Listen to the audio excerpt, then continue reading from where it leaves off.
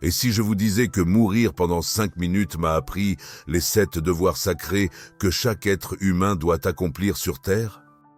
Après avoir été cliniquement mort pendant près de 5 minutes, Jésus lui-même a révélé ces vérités qui changent la vie et qui ont transformé des milliers de vies. Dans les 20 prochaines minutes, je partagerai les 7 devoirs exacts qui vont révolutionner votre perception de votre raison d'être, de vos relations et de votre mission quotidienne pour toujours. Si vous êtes prêt pour une vérité qui remettra en question tout ce que vous croyez sur la raison de votre présence ici, abonnez-vous, car ce que je suis sur le point de partager vient directement de l'autre côté. Je comprends le scepticisme. Il y a 6 mois, j'aurais moi-même rejeté cette histoire. Mais après avoir vécu la rencontre spirituelle la plus profonde de ma vie, et avoir vu la transformation chez des milliers de personnes qui ont entendu ce message, je sais que ces révélations doivent être partagées. Ce n'est pas une simple histoire de mort imminente. C'est une mission divine qui pourrait changer votre vie à jamais. Permettez-moi de vous mener directement au moment qui a tout changé. Il y a 6 mois, je menais ce que je pensais être une vie parfaitement normale. Je travaillais comme chef de projet dans une entreprise technologique, je suivais mes routines quotidiennes et j'avais ce que je considérais comme une relation correcte avec Dieu. Je priais parfois, j'allais à l'église occasionnellement, mais je n'avais jamais vraiment réfléchi au but profond de l'existence. J'étais à l'aise dans ma complaisance spirituelle, complètement inconscient de tout ce qui me manquait. Le matin où cela est arrivé a commencé comme n'importe quel autre mardi, mais j'ai ressenti une sensation étrange, comme si quelque chose de significatif allait se dérouler. Vers 11 heures du matin, lors d'un appel vidéo avec mon équipe, une douleur écrasante a explosé dans ma poitrine. Elle est arrivée comme un train de fret, irradiant le long de mon bras gauche et remontant jusqu'à ma mâchoire. J'ai essayé de parler, de dire à mes collègues que quelque chose n'allait pas, mais les mots ne venaient pas. La pièce a commencé à tourner, puis tout est devenu noir. Je faisais une crise cardiaque massive. Mon voisin m'a trouvé affaissé. 30 minutes plus tard, les ambulanciers ont travaillé sur moi pendant 12 minutes avant que mon pouls ne revienne. À l'hôpital, mon cœur s'est arrêté 2 fois de plus. Les médecins ont dit à ma famille que j'étais cliniquement mort pendant un total de 4 minutes et 57 secondes. Mais pendant ces instants de mort clinique, je n'étais pas inconscient. J'étais plus éveillé que je ne l'avais jamais été de ma vie. Et c'est là que je me suis retrouvé dans un endroit impossible. La première chose que j'ai remarquée n'était pas ce que je voyais, mais ce que je ressentais. Un amour pur et écrasant, mais pas cet amour conditionnel que nous connaissons en tant qu'êtres humains. Un amour parfait et inconditionnel qui m'enveloppait comme une lumière chaude autour de moi. Je savais immédiatement que j'étais en présence de quelque chose de divin. Je me suis retrouvé debout dans un royaume de lumière pure, non pas dur ni aveuglant, mais doux et doré, qui semblait vibrer avec la vie elle-même. Le sol sous mes pieds paraissait solide et pourtant fait de la même énergie lumineuse. Au loin, j'entendais ce qui semblait être de la musique, mais elle ne venait pas par mes oreilles. Elle résonnait à travers mon âme. Sa voix était différente de tout ce qui est terrestre. Quand Jésus me parla, je ne l'entendis pas avec mes oreilles, mais avec chaque fibre de mon être. Sa présence était à la fois rassurante et impressionnante.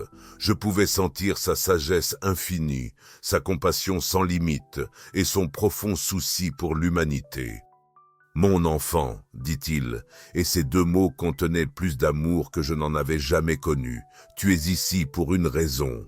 Il y a des vérités que l'humanité a oubliées, des devoirs que chaque âme est destinée à accomplir pendant son séjour sur Terre. Je veux que tu ramènes cette connaissance avec toi. » J'ai essayé de parler, de poser des questions, mais il a poursuivi d'une voix douce et autoritaire.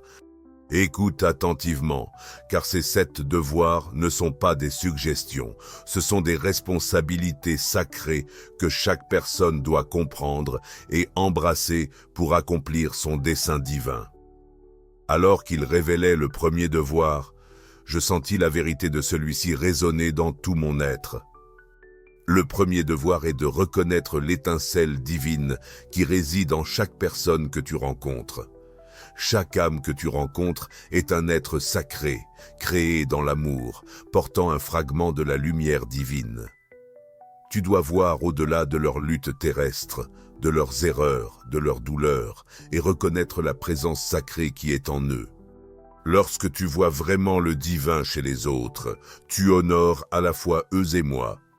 Cela m'a frappé comme une révélation. Combien de fois avais-je croisé quelqu'un dans la rue sans vraiment le voir? Et à quelle fréquence avais-je rejeté des gens en fonction de leur apparence, de leurs circonstances ou de leur comportement? Jésus me montrait que chaque interaction est une occasion sacrée de reconnaître et d'honorer le divin. Le deuxième devoir, poursuivit-il, est de prononcer des mots qui guérissent plutôt que de blesser. Tes mots portent un pouvoir que tu ne comprends pas. Ils peuvent tirer une âme du désespoir ou écraser un esprit en quelques instants. Chaque conversation est une occasion de canaliser l'amour divin à travers ton discours. Choisis des mots qui encouragent, qui réconfortent, qui inspirent. Que ta langue devienne un instrument de guérison dans un monde qui en a grandement besoin. Mais ce qui m'a le plus frappé dans ce devoir, c'est que je repensais à tous les mots irréfléchis que j'avais prononcés au fil des années. Les commérages, les plaintes, les jugements sévères. La semaine qui avait précédé mon infarctus, j'avais critiqué la présentation d'un collègue d'une manière qui, je le voyais bien, avait brisé sa confiance. Jésus révélait que notre parole est l'un de nos outils les plus puissants, soit pour servir, soit pour trahir notre but divin.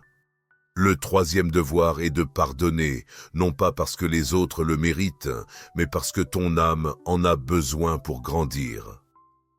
Garder la colère, le ressentiment et la douleur, c'est comme boire du poison et s'attendre à ce que les autres en souffrent.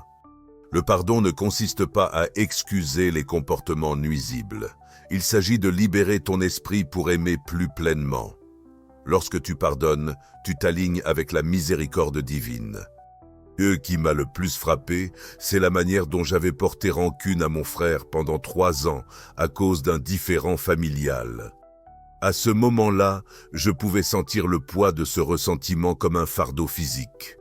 Cela m'a appris que le pardon n'est pas seulement être gentil ou suivre des règles religieuses. Il s'agit d'une liberté spirituelle. Chaque rancune que nous entretenons est une chaîne qui nous empêche de connaître la plénitude de l'amour divin. Mais voici ce que Jésus m'a montré ensuite, qui a complètement transformé ma compréhension du don. Le quatrième devoir est de donner généreusement, sans compter.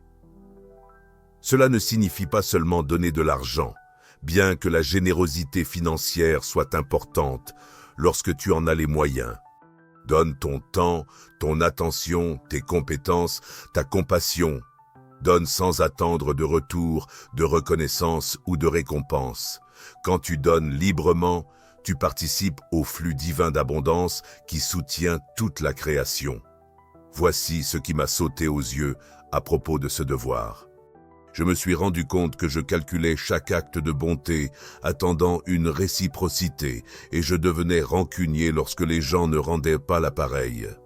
Je me rappelais tenir des comptes mentaux de qui me devait quoi, et j'étais frustré lorsque mes collègues n'aidaient pas après que je les avais aidés sur des projets. Ce qui m'a le plus frappé, c'est que ce n'était pas une question de gestes grandioses ou d'actes de charité spectaculaires. Il s'agissait de vivre avec un cœur ouvert, prêt à partager tout ce qui nous a été donné, que ce soit des ressources, des talents ou simplement notre présence.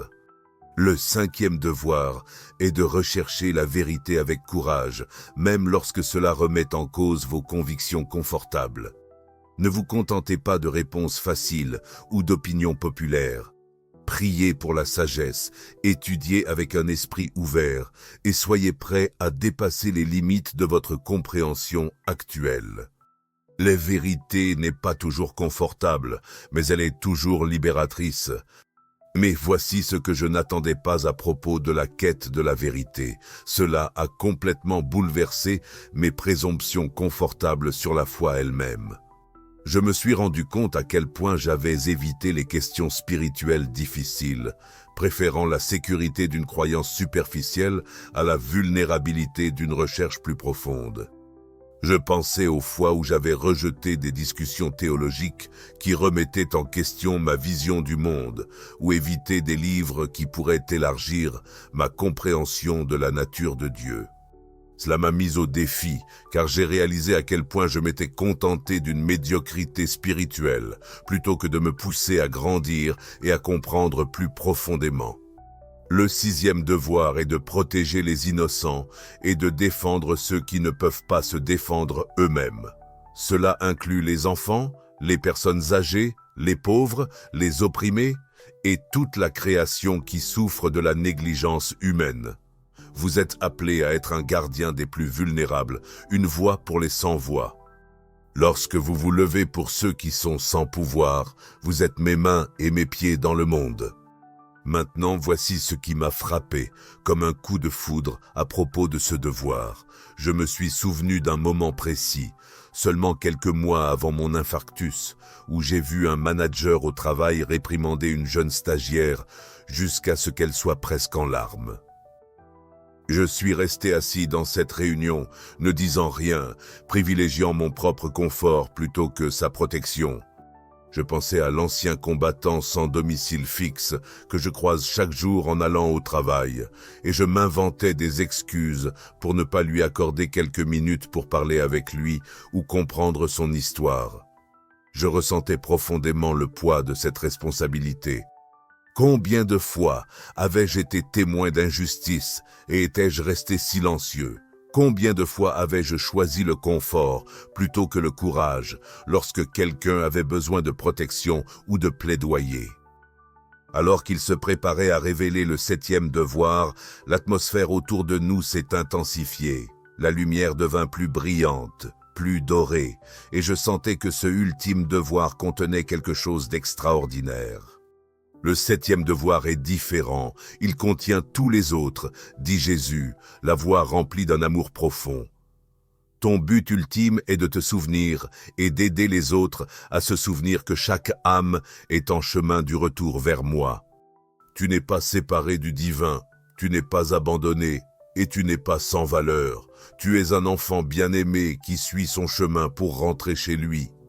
Chaque interaction est une occasion de rappeler à quelqu'un son identité sacrée et sa valeur éternelle. Sois une lumière qui aide les autres à se souvenir de qui ils sont vraiment. En révélant le devoir final, j'ai compris l'importance cosmique de savoir pourquoi nous sommes ici. Nous ne sommes pas seulement des individus qui essaient de survivre et de réussir dans un univers aléatoire. Nous sommes des êtres spirituels vivant une expérience humaine et notre travail est d'aider les autres à se souvenir de leur nature et de leur but divin. Le poids de cette responsabilité était écrasant, mais pas pesant. Cela ressemblait à comprendre enfin la pièce manquante d'un puzzle que j'avais essayé de résoudre toute ma vie. C'est pourquoi nous sommes ici. C'est ce qui donne à notre existence un sens qui va au-delà de nos objectifs et désirs personnels. Jésus poursuivit. Lorsque l'humanité adoptera ces 7 devoirs, le monde se transformera, non par la force ou la législation, mais par le pouvoir des âmes éveillées, vivant selon leur but divin.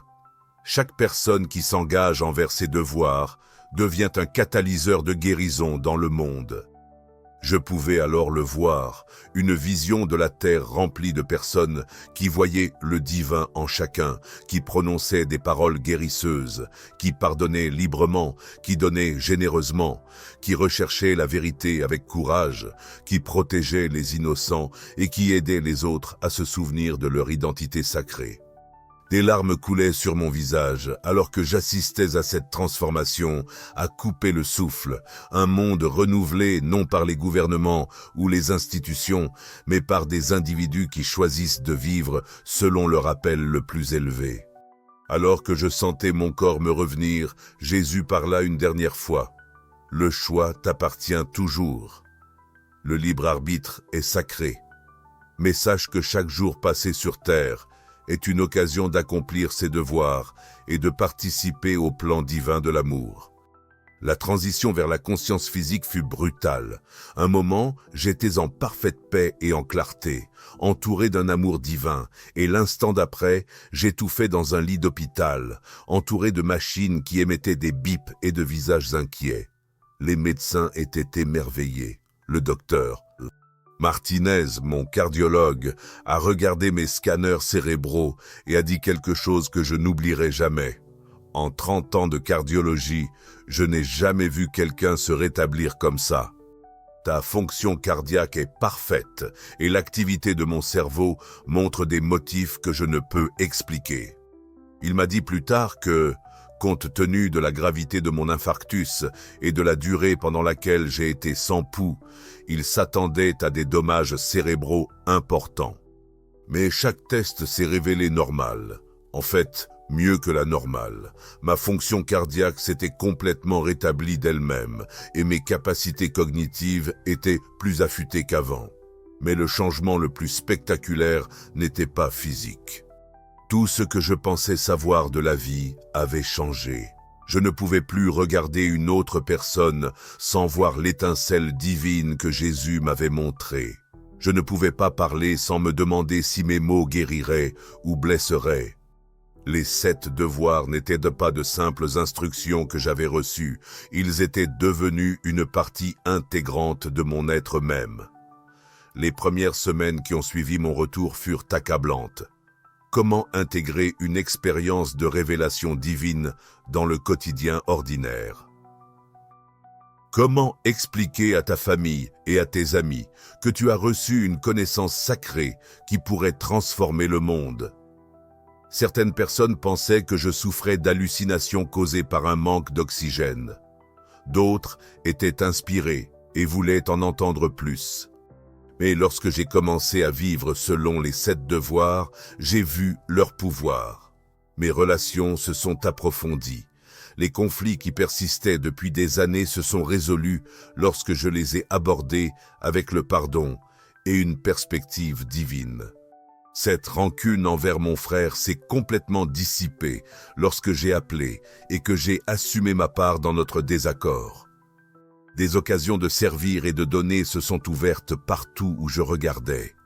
Ma parole est devenue plus intentionnelle, porteuse de guérison. Je me suis retrouvé à avoir des conversations avec des inconnus qui avaient désespérément besoin qu'on leur rappelle leurs valeurs et leur raison d'être. La transformation n'était pas seulement personnelle. En partageant les 7 devoirs avec d'autres, j'ai vu leur vie changer aussi. Un collègue qui avait été amer pendant des années a appris à pardonner et à trouver la paix. Une voisine qui peinait à trouver un sens à sa vie a découvert son appel à aider des familles sans domicile. Ma propre famille a commencé à voir nos interactions quotidiennes comme des occasions de pratiquer l'amour divin. Maintenant, je veux partager ce don avec vous. Ces 7 devoirs ne sont pas de simples idées agréables ou des concepts religieux. Ce sont des outils spirituels pratiques qui peuvent révolutionner votre vie et votre impact sur le monde. Lorsque vous reconnaissez le divin chez les autres, parlez des mots qui guérissent, pardonnez librement, donnez généreusement, cherchez la vérité avec courage, protégez les innocents et aidez les autres à se rappeler de leur identité sacrée. Vous vous alignez sur le but même pour lequel vous avez été créés. Je sais ce que vous pensez. 7 devoirs peuvent sembler écrasants lorsque vous luttez déjà au quotidien. Mais voici ce que j'ai appris. Vous n'avez pas à maîtriser les 7 tous en même temps. Commencez par un.